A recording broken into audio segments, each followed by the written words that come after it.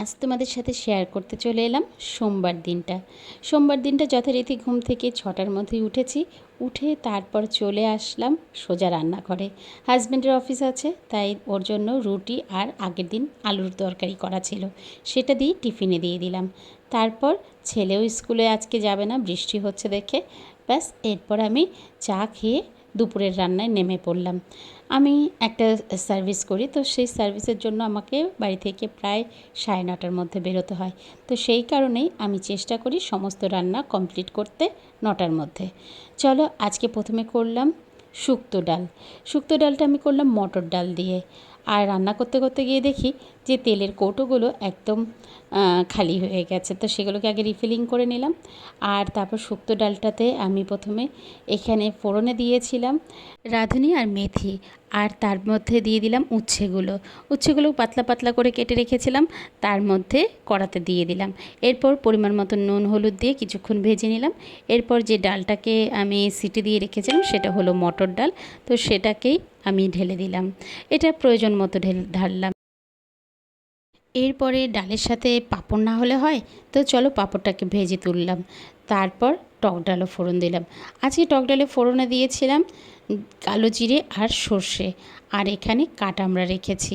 এই ডালটা হতে হতে বেসিনে কিছুটা বাসন জমে পড়ে গেছে, চলো সেগুলোকে আগে ভালো করে মেজে তুলে নিই।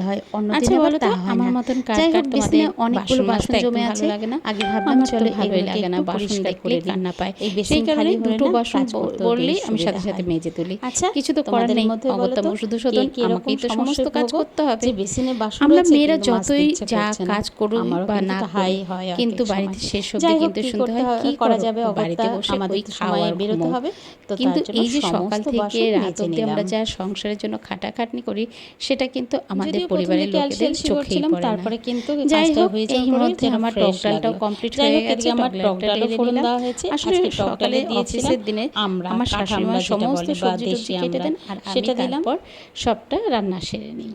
এই যে এখানে দেখতে পেলে কাঁকরোলটাকেও ভেজে তুলে নেব। এই কাঁকরোলটা দিয়ে খেতে বেশ ভালো লাগে। আর এছাড়াও কিছুদিন আগে আমি কাঁকরোলের একটা রেসিপিও ছেড়েছি, আশা করি তোমরা সেটা অবশ্যই দেখেছো। আচ্ছা, যদি না দেখে থাকো একবার দেখে এসো। এরপরে সমস্ত সবজি দিয়ে একটা পাঁচমিশালি সবজি দিয়ে একটা সবজি করছি, যেটা ডালের সাথেও খাওয়া যাবে, আবার কেউ চাইলে শুধু শুধুও খেতে পারে। এখানে আমি যা যা সবজি ব্যবহার করেছি, মিষ্টি কুমড়ো, আলু, ঝিঙে, বেগুন, তারপর পুঁই শাক, পেঁপে, যা যা ঘরে ছিল, একটা ভেন্ডিও দিয়েছি।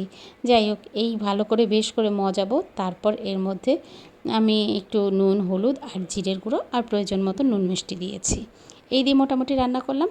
ব্যাস, রান্না কিন্তু আমার প্রায় শেষের দিকে, তাই গ্যাসটাকে মুছে এবার চলে যাব জামা কাপড় কাচতে, এবং তারপর নিজের অফিসের জন্য নিজে রেডি হব। প্রত্যেকটা মেয়েকে কিন্তু সব রকম ভূমিকাই পালন করতে হয়, কখনো সে ঘরে, কখনো সে বাইরে। আমরা মেয়েরা এরকমই। কিন্তু একটা ছেলে বলো তো, চাকরি করতে গেলে তাকে কি সমস্ত কাজ করতে হয়? না, সে শুধু সংসারের কাজকর্ম করেই বেরিয়ে যায়। যাই হোক, আমি রেডি হয়ে পড়েছি, এবার বেরিয়ে পড়লাম। আশা করছি তোমরা বেশ ভালো আছো, আমিও বেশ ভালো আছি। আজ সোমবার, সপ্তাহের প্রথম দিন। এখন ঘড়ির কাঁটা 10টা 11। অফিস অলরেডি পৌঁছে গেছি। বেশ টাইমের মতন সব কিছু হলে মনটা খুব পজিটিভ থাকে। যাই হোক, চলো, কেমন লাগছে আমার ভিডিওগুলো অবশ্যই কমেন্ট করে জানিও।